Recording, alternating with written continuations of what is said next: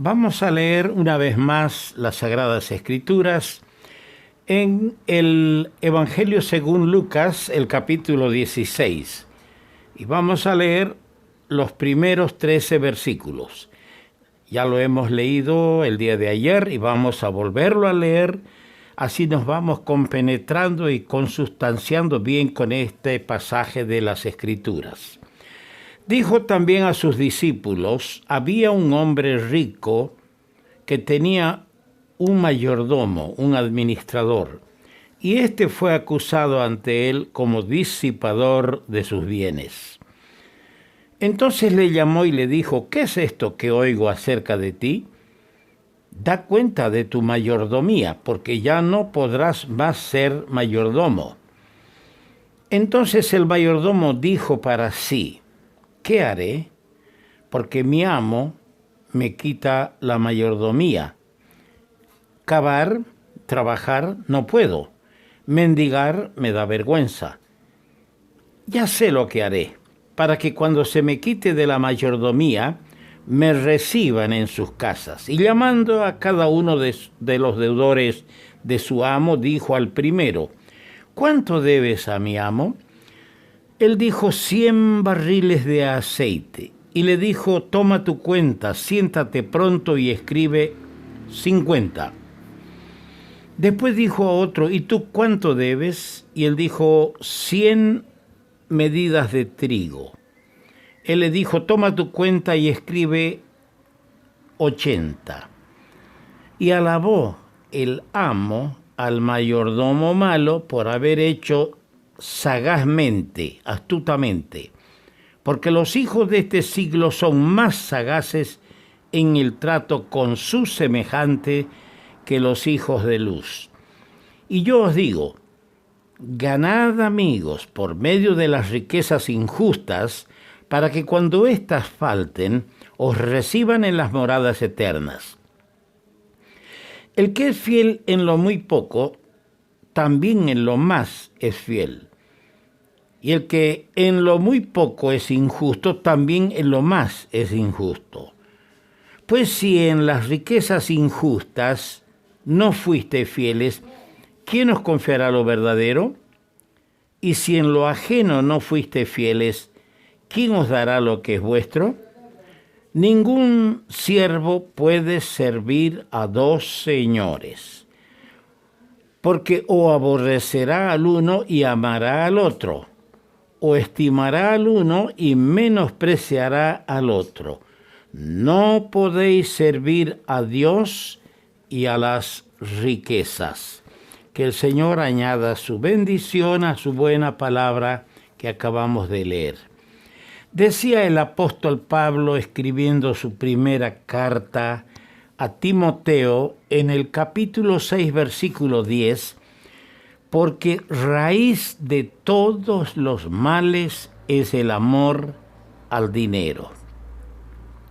Qué solemne es esta declaración, esta palabra de advertencia, que la raíz de todos los males es el amor al dinero. El dinero en sí no es malo, es el amor al dinero el peligroso y muy peligroso.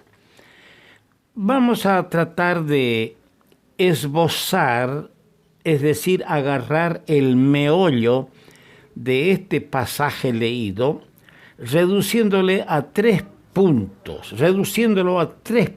Primero, como no puede ser de otra manera, aquí lo importante es el que enseña, el maestro y sus oyentes. Mucho hace para comprender quién es el maestro y, en segundo lugar, a quiénes está dirigida la palabra, quiénes son los oyentes. Ya dijimos que en la parábola, es decir, en la enseñanza del capítulo 15, el mensaje, la enseñanza fue dirigida a los pecadores, a los publicanos. En cambio acá dice el verso 1, dijo también a sus discípulos. Pero como ya señalamos, no podían estar ausentes sus críticos, Verso 14. Y oían también todas estas cosas los fariseos, que eran avaros y se burlaban de él. El maestro por excelencia es nuestro amado Señor. Nadie enseñaba como él. Era conocido por el maestro. Y uno de sus discípulos nunca le dijo Señor, siempre le dijo maestro, porque así lo miraba él y no como a su Señor, Judas Iscariote. Ahora, el segundo punto que vamos a disertar en cuanto a esta enseñanza es la parábola que está registrada en los versos 1 al 8. La parábola.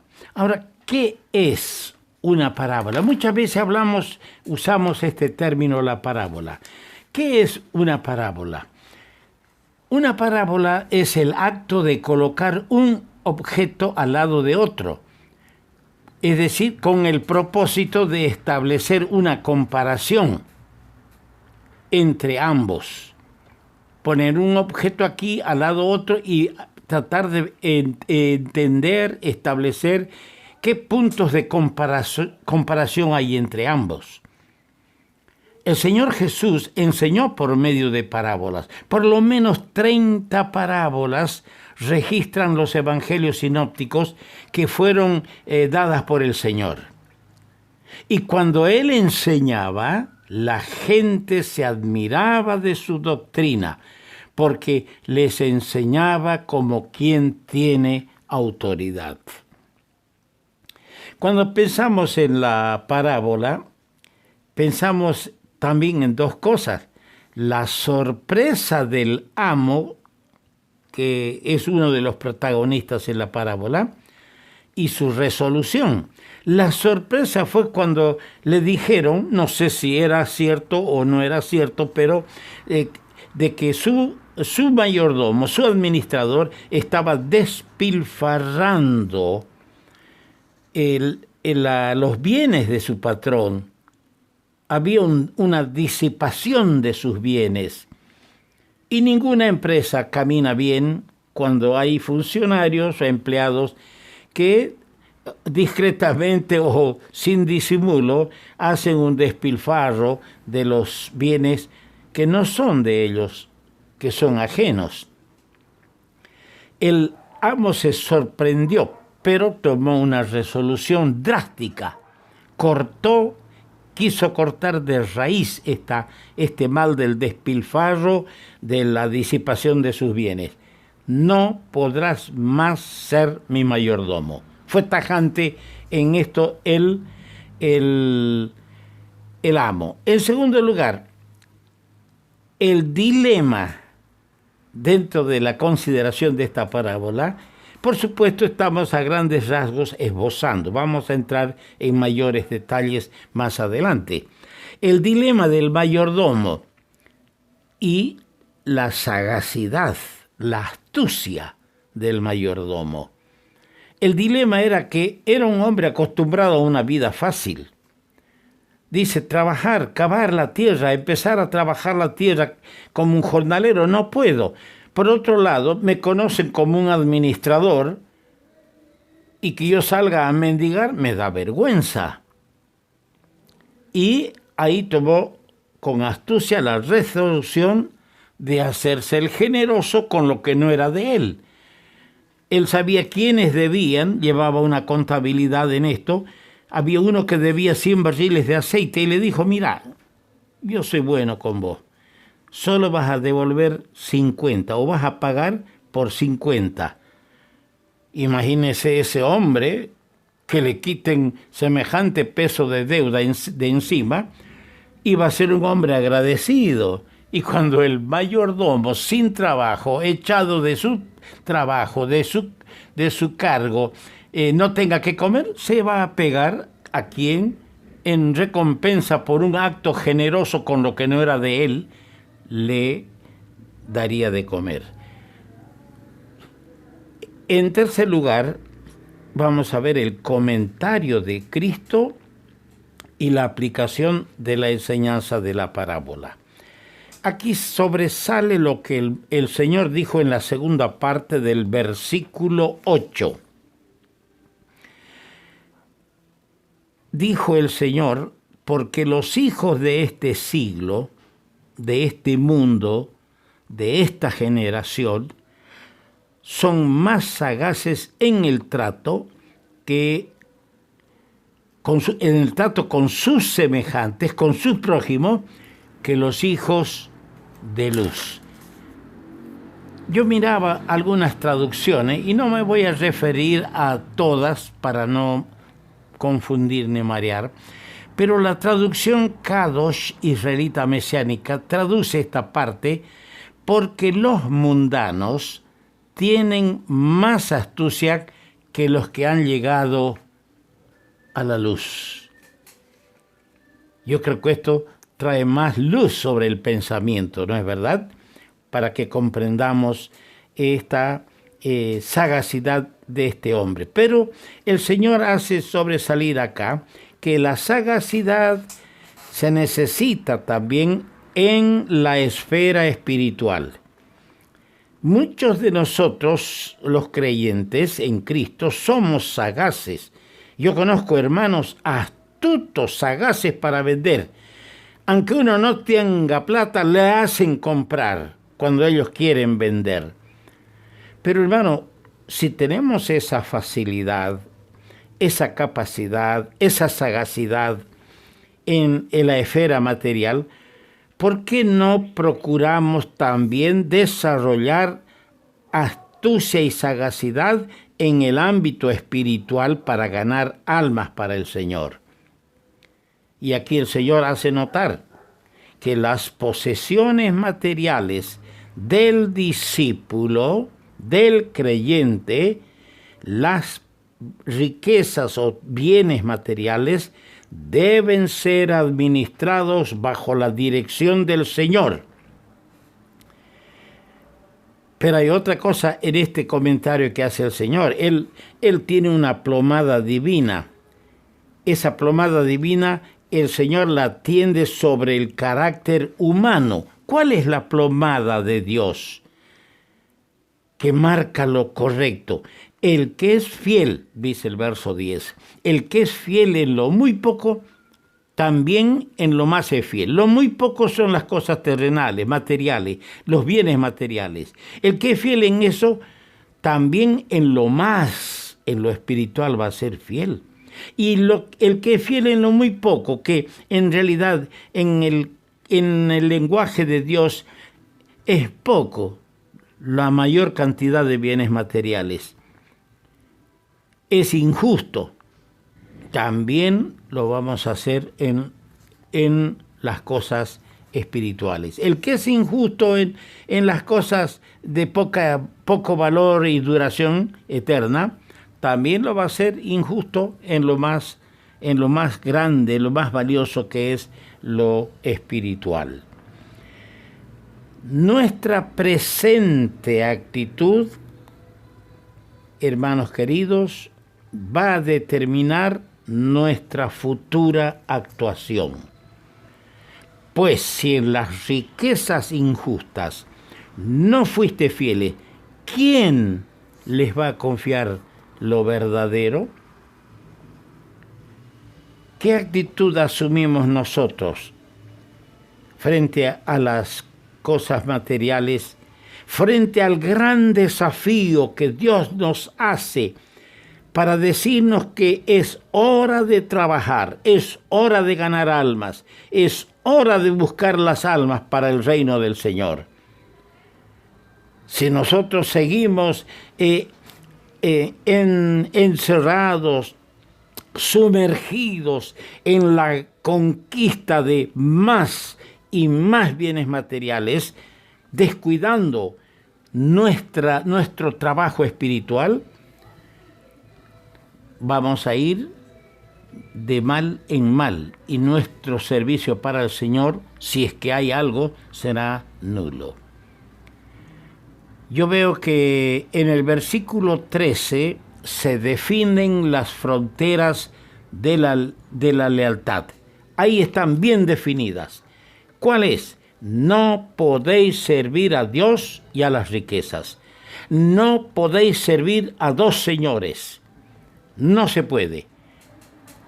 Ahí está claramente definida esta frontera. El maestro. Dijimos que el primer pensamiento es el maestro y sus oyentes.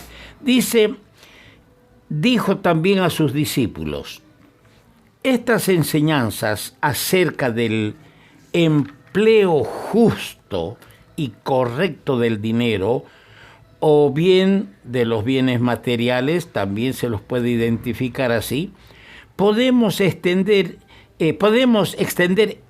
esto toda la vida con sus oportunidades. No solamente el dinero, no solamente las posesiones, toda la vida, con las oportunidades que nos da la vida, con todas las responsabilidades que se nos presentan. Podemos entender así a la enseñanza del Señor en esta parábola. Pero, ¿por qué a sus discípulos esta enseñanza? ¿Por qué? Es que a través de los siglos, muchos de los que han prometido tanto en la iglesia, en la asamblea y en el servicio del Señor, han naufragado en sus vidas en estos escollos: la plata, el dinero, las riquezas. Por eso esta palabra fue dirigida a sus discípulos, a sus seguidores, porque a través de la historia y del tiempo se ha comprobado que muchos, dice el apóstol Pedro, el amor al dinero es la raíz de todos los males, el cual, siguiéndolo algunos, dice, fracasaron, se rodearon de grandes dolores. Si hay en aquel que profesa ser discípulo de Cristo un elevado aprecio por el dinero, demuestra que su Señor no es Señor en su vida. Hermano, si usted tiene un amor elevado por el dinero, por los bienes terrenales, está echando a un lado al Señor para ser Señor en su vida. Donde existe la avaricia, el amor al dinero, el Señor queda excluido. Este tema del capítulo 16 es harto extraño en los labios de aquel cuyo gozo y deleite fue siempre el de revelar y hablar de las riquezas espirituales del Padre. Pero era un tema necesario aún entre aquellos que habían dejado todo para seguirle. Un día, yo veo esto en el Evangelio de Mateo, el capítulo 19, verso 27, el Señor estaba hablando de cosas, de las riquezas, de la imposibilidad de seguir a Cristo por el caso del joven rico. Y Pedro le dice en el capítulo 19 de Mateo, verso 27, entonces respondiendo Pedro le dijo, he aquí nosotros lo hemos dejado todo y te hemos seguido. ¿Qué pues tendremos? ¿Qué tal? Es un tema necesario, aún entre nosotros, los que hemos dejado tal vez todo para seguir al Señor. Tema necesario. ¿Por qué? Porque la posterior actitud y hechos de uno de los seguidores de Jesús, más concretamente Judas Iscariote, la actitud de Judas deja al descubierto el corazón humano, que por 30 miserables piezas de plata, por amor a las piezas de plata, vendió a su maestro. Es que se puede apreciar en gran parte la espiritualidad de un creyente en Cristo por el lugar que da a las cosas materiales en su vida. Si lo material prima, lo material guía, orienta el comportamiento de tu vida, ahí se descubre tu grado de espiritualidad y de aprecio y amor para Cristo. El mensaje fue dirigido a los discípulos, pero el Espíritu de Dios registra el hecho de que Oían también todas estas cosas los fariseos, que eran avaros, y se burlaban de él. La reacción a sus enseñanzas revelaban el verdadero estado del corazón de los fariseos. Que el Señor añada su bendición a este pequeño comentario de su palabra.